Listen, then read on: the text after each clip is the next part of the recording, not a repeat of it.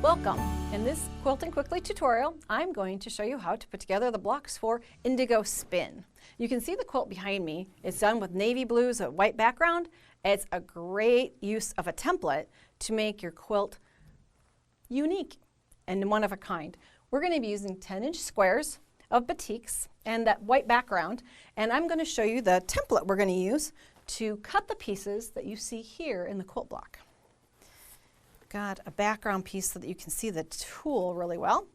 It's an entire clamshell. It's a Fons Porter clamshell template, and you can see that it's a full clamshell here. We're going to be using the dividing line that you have here that goes down offset from the center so that you have the kind of the stem part of the clamshell here. So we're going to be using this portion of the template for our blocks.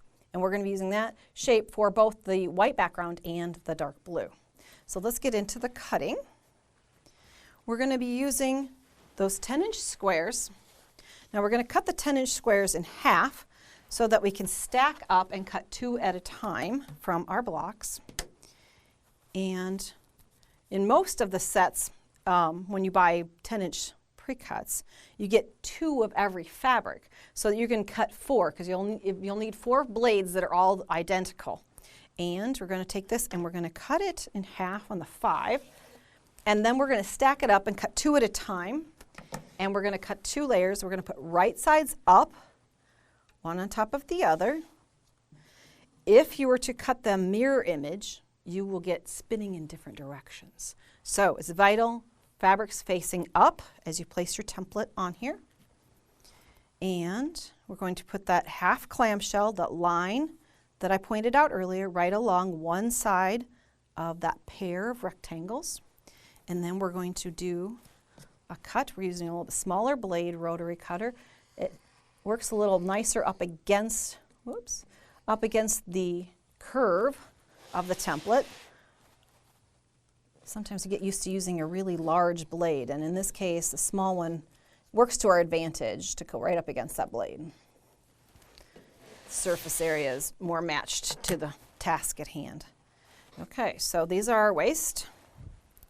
We have 2 pieces here, and we would then go ahead and cut 2 more so that eventually we'll have 4 to get put together into one kind of spin. So we're going to do that, and we're also going to be cutting off of strips for cutting the background piece. Now you can see here one has already been cut out. In order to efficiently cut these, because we're working with an unusual shape, we can use strips, but by placing one here and then back this direction, we can kind of nest them in together and kind of not waste quite so much fabric. So we would cut a second here and then turn back and cut the one here. So follow the instructions come with the tool and in a pattern, and it'll make sure that you cut really efficiently to get your background pieces. So once you have those all cut, then it's trying to put together the shapes.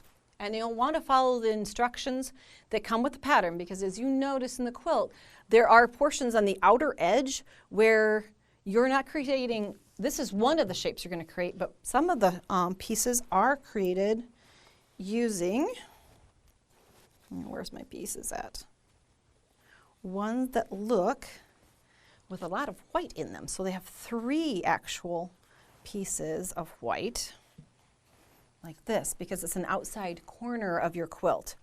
And if I were to line these up, here's a corner here, you can see that these are opposites. We would have to create the blocks that go here too. So there's a little bit of planning as you go along. I'm going to show you how to piece together 2 curves. So let's create this piece right here, the navy and the white. Okay, I have the piece that goes in there. We want to create this with one of the white. I'll put it back out there so we have, this is what we're going after, half of a block. So let's lay it out so it matches up. And we want to put these 2 curves together. Now in order to accomplish that, what we're going to do is we're just going to use 2 pins, beginning and end of the line. So what we're going to do is we're going to place this, the concave version or side of the curve, on the top in a position so I can put pins in efficiently here. we're going to match up those cut edges. I'm going to put a pin at the very beginning. I'm going to take kind of a bigger bite to hold this in position because I don't want it to slide. I want that corner to be matched nicely. Then I'm going to take this edge, this little narrow piece, I'm going to bring it back to its corner, kind of send everybody to their corners. And I'm going to pin that one in place. Now what I want to accomplish is getting this as a 1/4 inch seam.